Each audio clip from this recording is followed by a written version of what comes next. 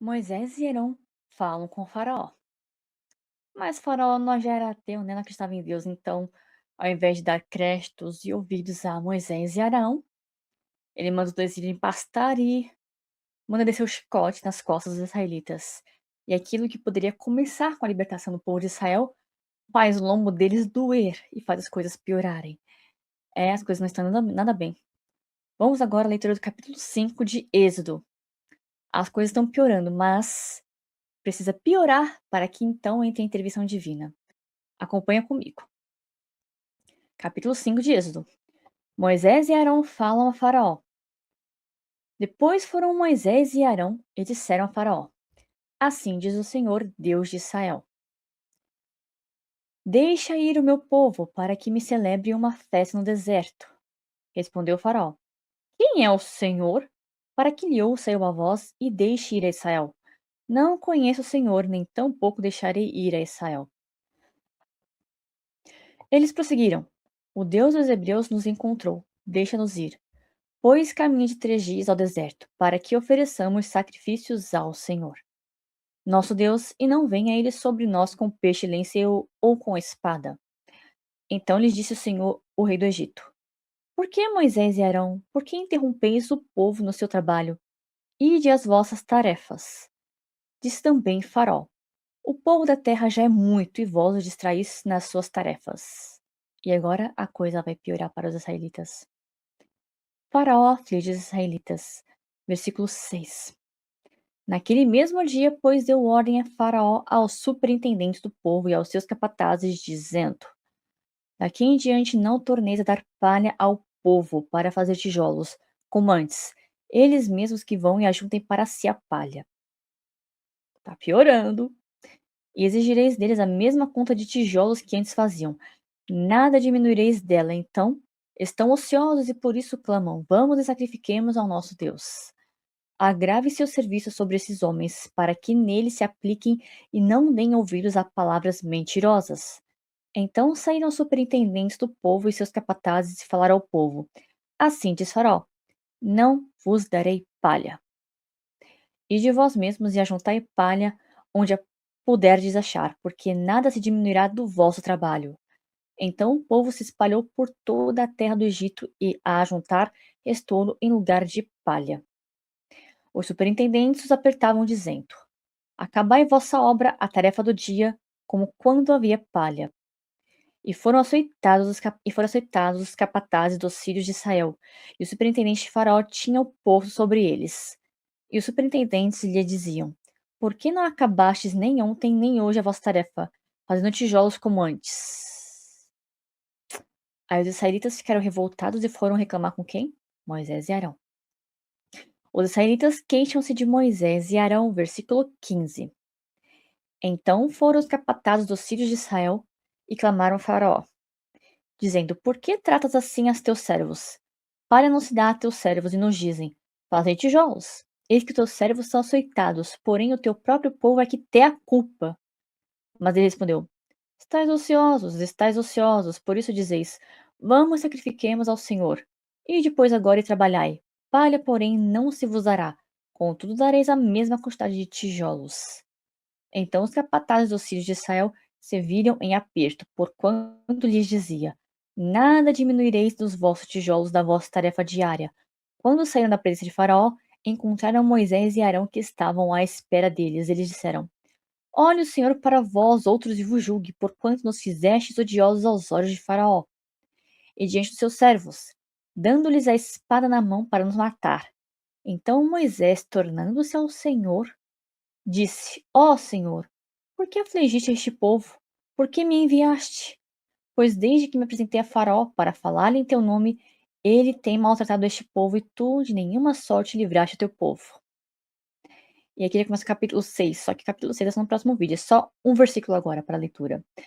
Disse o Senhor a Moisés: Agora verás o que hei de fazer a Faraó, pois por mão poderosa os deixará ir, e por mão poderosa os lançará fora da sua terra. Agora, vamos ver uma explicação teológica para esse capítulo, um texto histórico com detalhes, significado dos textos originais e vamos ver como isso tudo se une. Quando a promessa de libertação parece aumentar o sofrimento. Êxodo 5 começa exatamente do ponto em que a emissão de Moisés deixa de ser apenas uma experiência pessoal com Deus e se transforma em um confronto público com o poder do Egito. Até aqui, Moisés havia encontrado o Senhor no deserto, recebido seu chamado, conhecido mais profundamente o nome de Deus, apresentado sinais ao povo e conquistado inicialmente a confiança dos israelitas.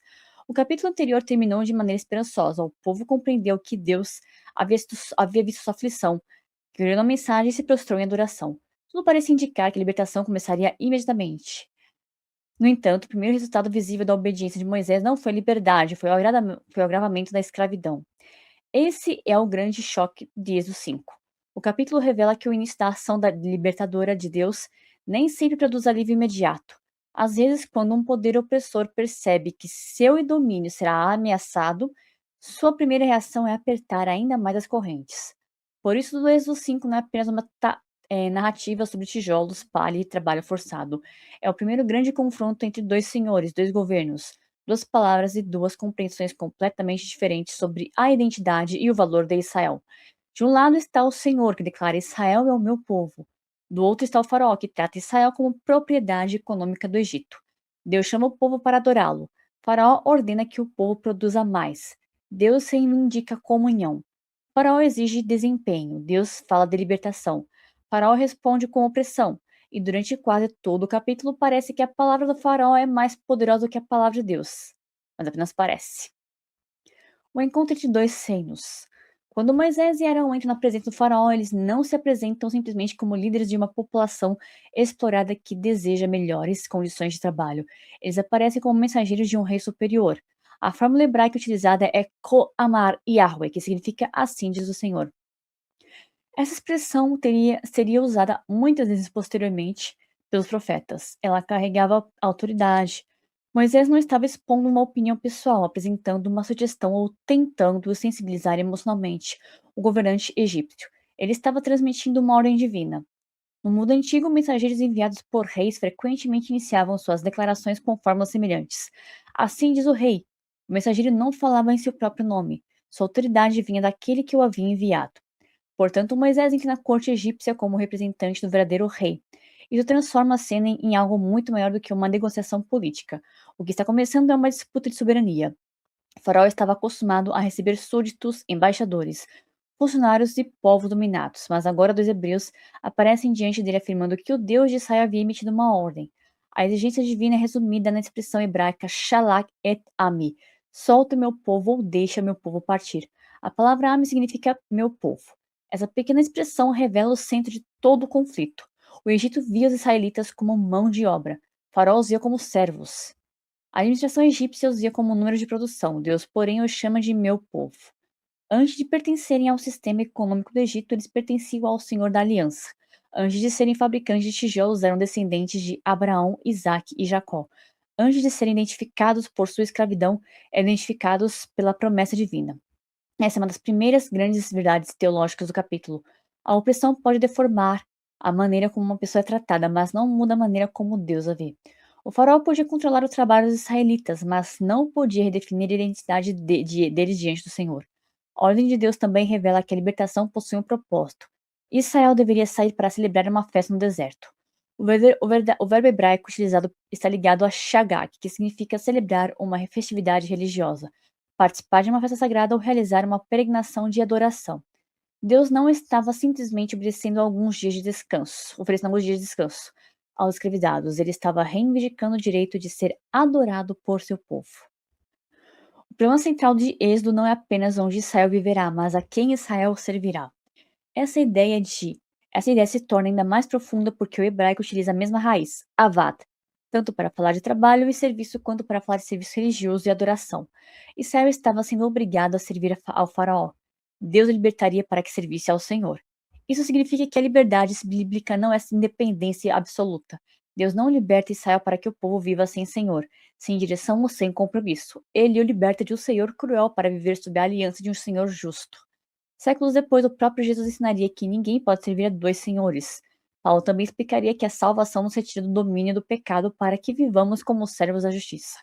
O Êxodo, portanto, apresenta um padrão que atravessa toda a Bíblia. Redenção é mudança de domínio. Quem é o Senhor? A pergunta que conduz o livro. A resposta do faraó é uma das declarações mais importantes de todo o livro. Quem é o Senhor para que eu ouça sua voz?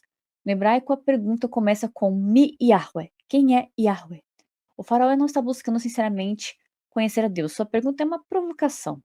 Ele não está dizendo, explique-me quem é esse Deus. Ele está dizendo, que autoridade esse Deus possui sobre mim? A pergunta faz sentido dentro da mentalidade religiosa e política do Egito Antigo. O faraó não era considerado apenas um chefe de Estado. A monarquia egípcia possuía uma dimensão sagrada.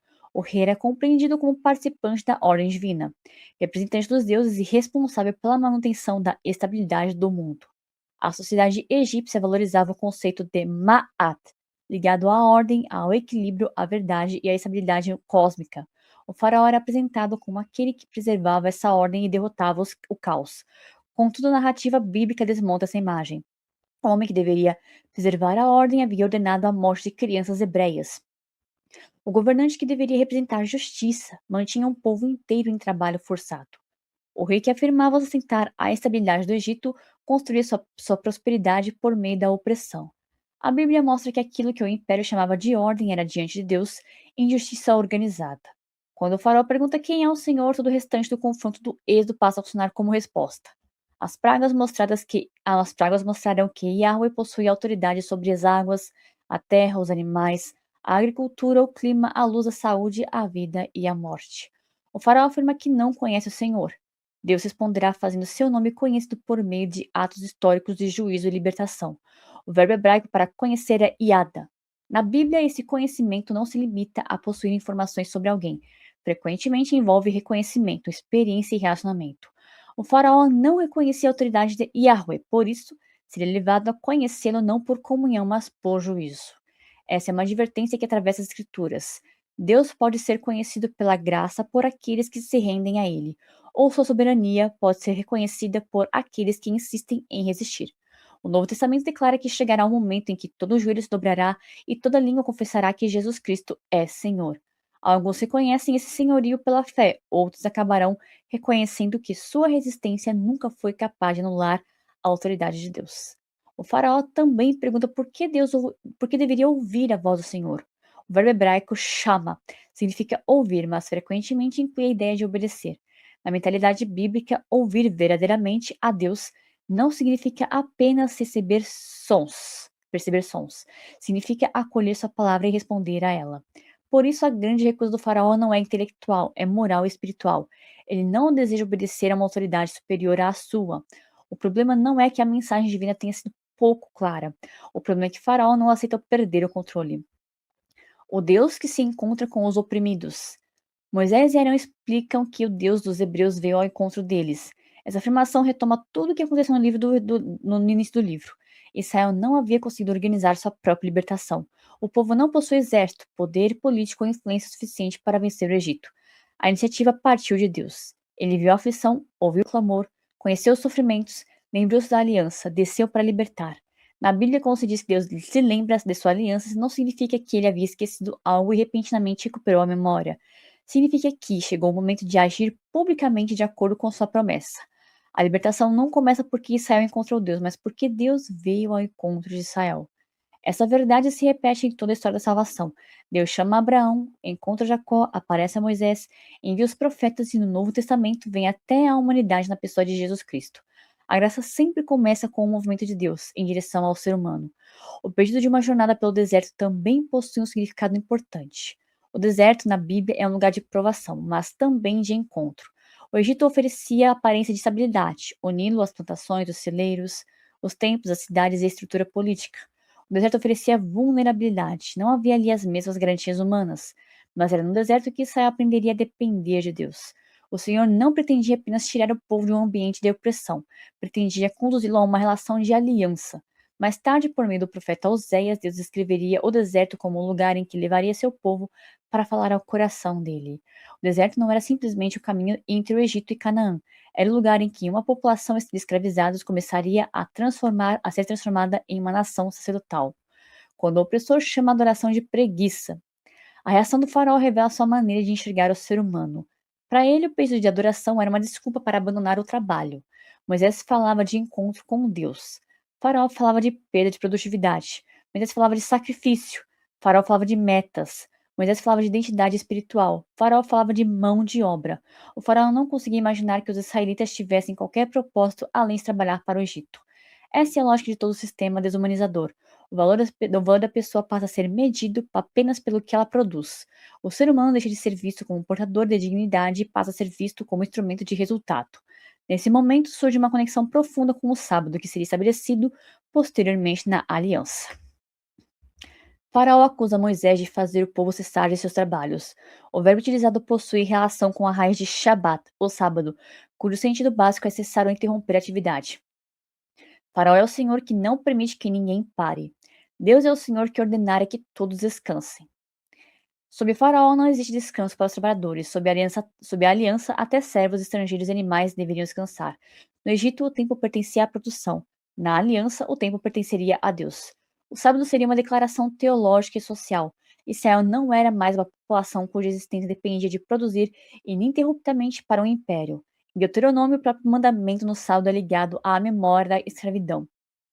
Israel deveria descansar porque havia sido escravo no Egito e porque Deus o havia libertado. O descanso tornava-se uma lembrança semanal da redenção. O povo poderia parar porque o universo não era sustentado pelo trabalho humano, mas pelo governo de Deus.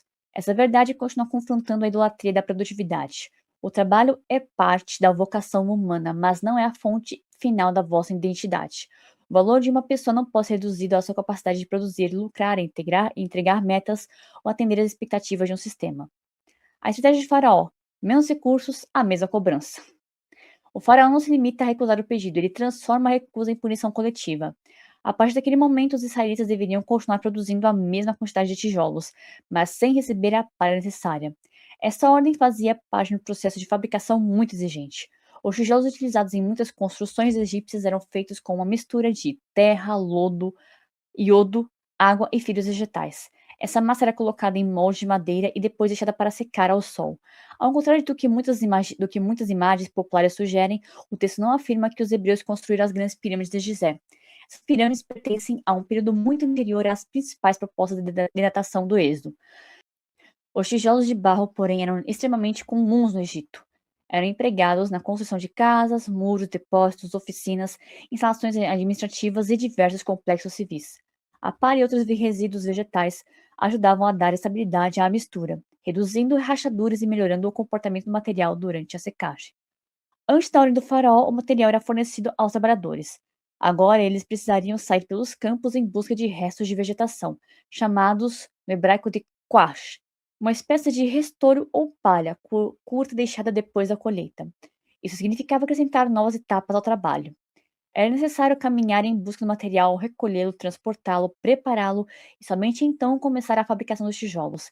Mesmo assim, a quantidade diária exigida não seria reduzida.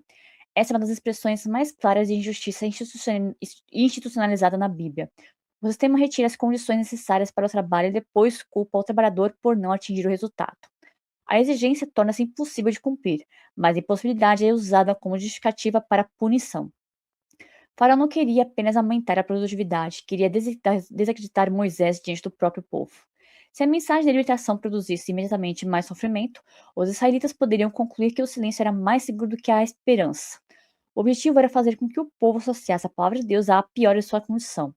Faraó não possuía apenas uma estratégia econômica, possuía uma estratégia psicológica. Ele queria manter os israelitas tão ocupados, exaustos, feridos e preocupados com a sobrevivência que não tivessem forças para pensar em liberdade. Quando o sistema domina o tempo, o corpo e a imaginação das pessoas, ele não precisa apenas de concorrentes visíveis. O próprio medo passa a cumprir esse papel. Uma guerra entre duas palavras. Existe uma construção literária muito poderosa no capítulo. Moisés havia entrado diante do rei dizendo: Assim diz o Senhor. Pouco depois, os supervisores aparecem diante do povo dizendo: Assim diz o faraó. A mesma fórmula é utilizada para apresentar duas mensagens completamente opostas. Assim diz o Senhor, solte meu povo. Assim diz Faraó, não haverá palha. A palavra do Senhor chama para a liberdade. A palavra do Faraó aumenta a carga. A palavra do Senhor conduz a uma festa. A palavra do Faraó conduz ao esgotamento. A palavra do Senhor fala de identidade. A palavra do Faraó reduz pessoas a números. Naquele momento, a ordem do Faraó parece produzir efeitos mais rapidamente. Ele fala e a palha deixa de ser fornecida. Ele fala e os supervisores pressionam os trabalhadores. Ele fala e os oficiais hebreus são espancados. A palavra de Deus, por outro lado, ainda não produziu a libertação prometida. Essa é uma das tensões mais importantes de Êxodo 5. A mentira parece eficiente, enquanto a promessa parece atrasada. Mas a velocidade com que uma palavra produz efeitos não determina sua verdade.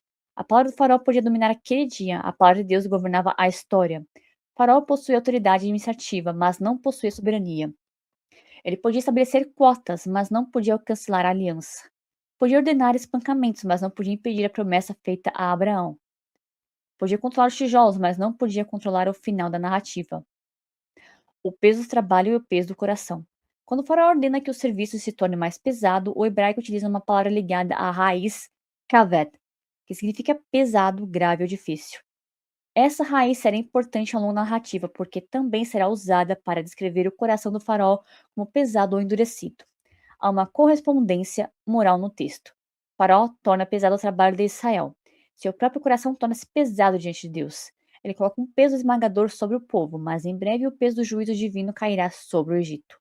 A mesma raiz também está relacionada à palavra kavod, normalmente traduzida como glória, dignidade ou peso. No pensamento hebraico, aquilo que possui a glória possui peso, importância e realidade. O faraó tenta impor o peso de sua autoridade, mas o êxodo revelará o peso infinitamente maior da glória do Senhor. O rei egípcio acreditava ser a figura mais importante daquela história. Deus mostraria que o império mais poderoso não passa de um instrumento limitado diante de sua soberania. A burocracia da opressão. A narrativa também mostra que a escravidão egípcia possui uma estrutura administrativa. Havia supervisores egípcios e oficiais hebreus. Os supervisores, chamados de Nogezim, eram responsáveis por pressionar e exigir o trabalho. A palavra está ligada à ideia de opressão e cobrança forçada. Abaixo deles estavam os shoteri, oficiais ou capatazes israelitas que provavelmente registravam a produção, organizavam equipes e respondiam àquelas pelas quotas. Esse sistema permitia que a violência percorresse vários níveis. O faraó estabelecia a política. Os supervisores egípcios aplicavam a ordem. Os oficiais hebreus eram responsabilizados. Os trabalhadores sofriam a pressão. Quando a produção diminuía, os oficiais israelitas eram espancados. A opressão não era apenas resultado da crueldade ocasional de alguns indivíduos. Ela havia sido organizada, distribuída e transformada em procedimento administrativo. Essa é uma das características mais perigosas da injustiça. Ela pode ser burocratizada.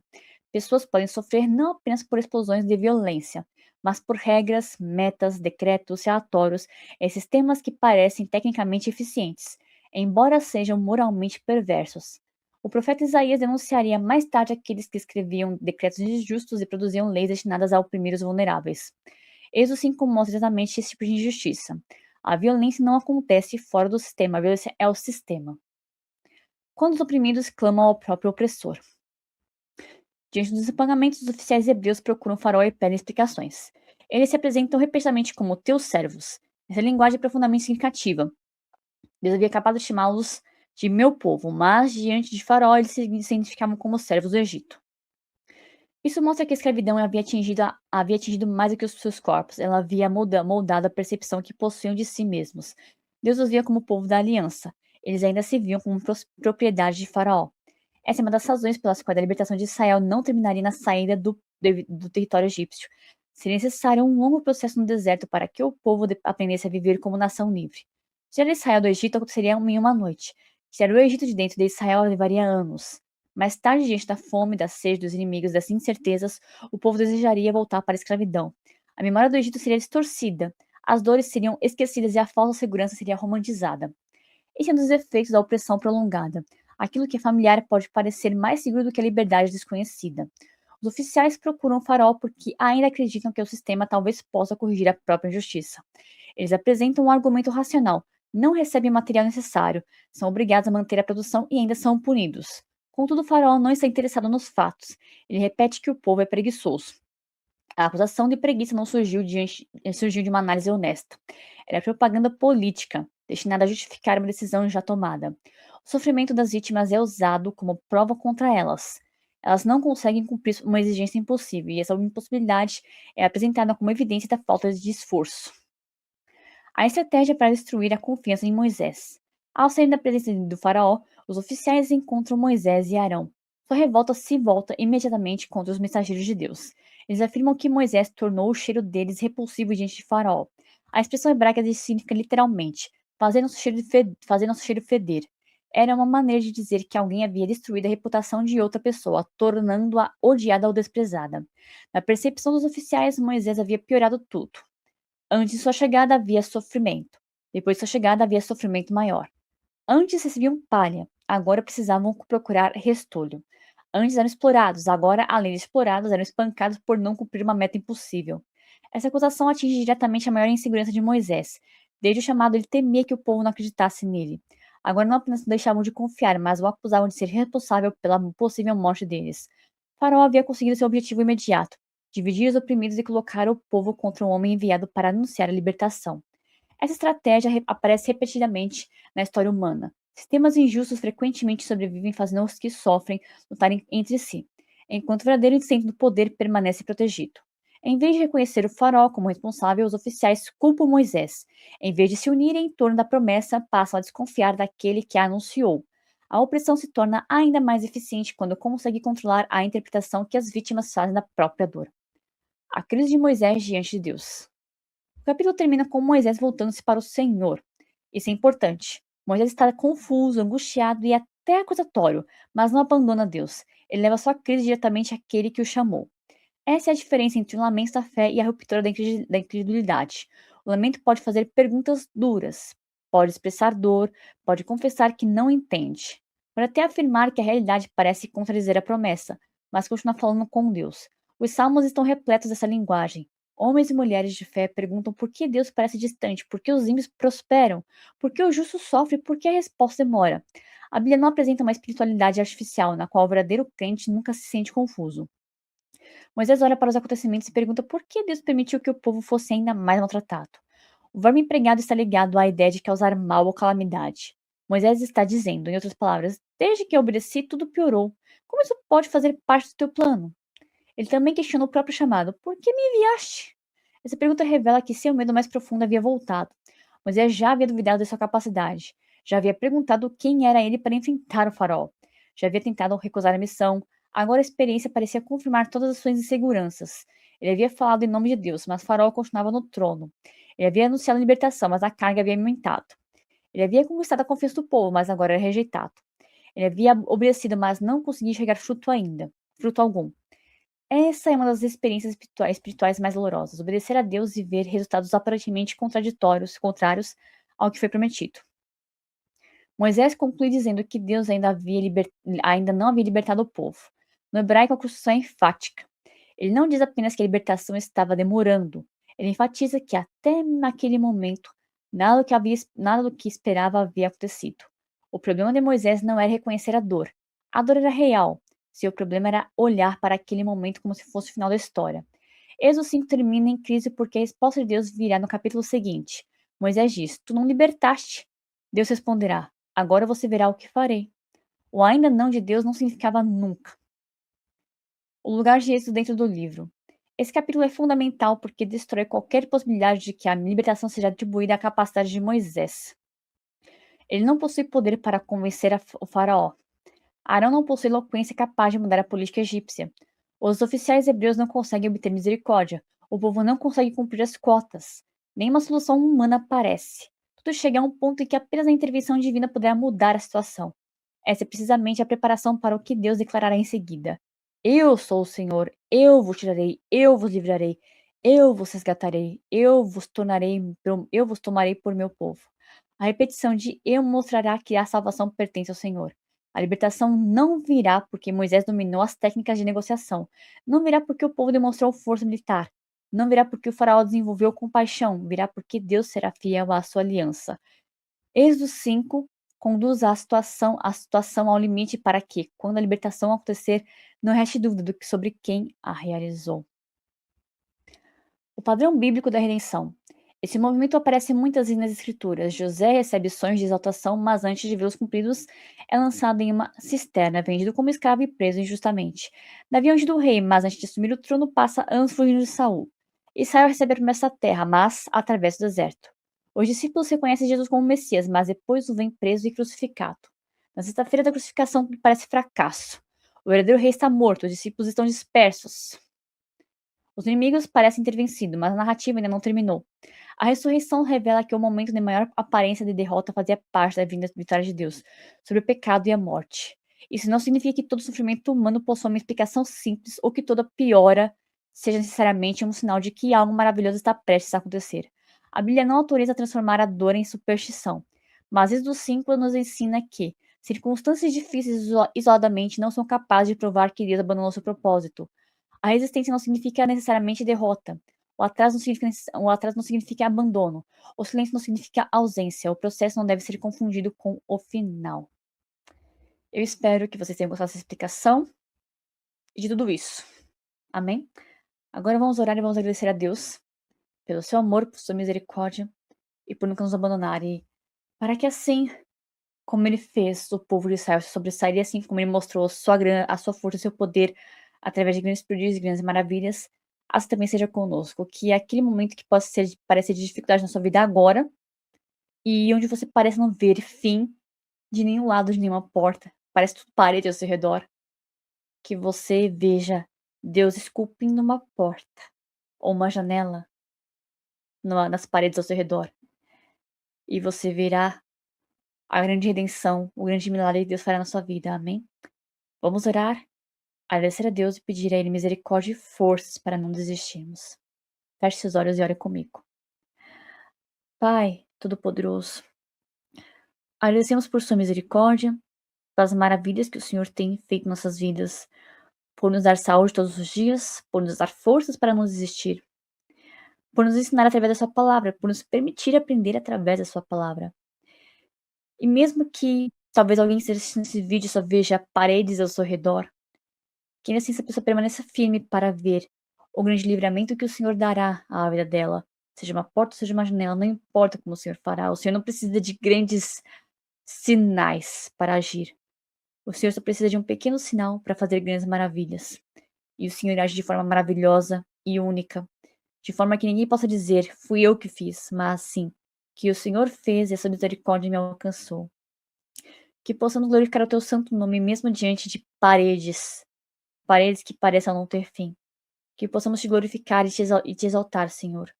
Porque diante de te exaltar e de glorificar, aí sim é que as portas são abertas, é que janelas se abrem, portas são escancaradas para nós.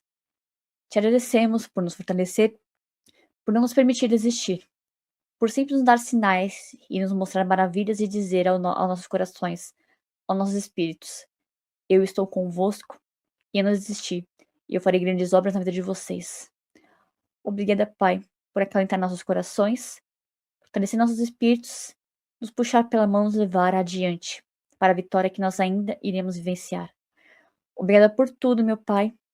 Nós te agradecemos por esse momento em tua presença, por nos ensinar e por não desistir de nós. Te agradecemos pela força, pela sabedoria, por nos dar esperanças para não desistirmos. Obrigada, meu Pai. Eu te agradeço por tudo, em nome do Senhor Jesus. Amém. Graças a Deus. Eu espero que esse vídeo tenha servido para fortalecer a sua fé e para te lembrar que, primeiro, antes de um milagre acontecer, as coisas pioram, mas pioram muito, para depois sim um grande milagre vir. Amém? Fiquem com Deus. Espero que vocês tenham gostado desse vídeo. Se gostou desse vídeo, curta esse vídeo. Comente aqui embaixo o que você achou da explicação da leitura. Compartilhe esse vídeo aqui nas suas redes sociais para que assim mais pessoas possam escutar sobre esse capítulo, essa explicação e possam dar glória a Deus junto conosco. Amém? Não esquece de se inscrever aqui no canal ou seguir aqui a página e ativar as notificações para receber mais vídeos como esse aqui. Obrigado por ver esse vídeo aqui até o final. Fique com Deus e até o próximo vídeo, se assim o Senhor permitir. Um beijo no coração de vocês e tchauzinho.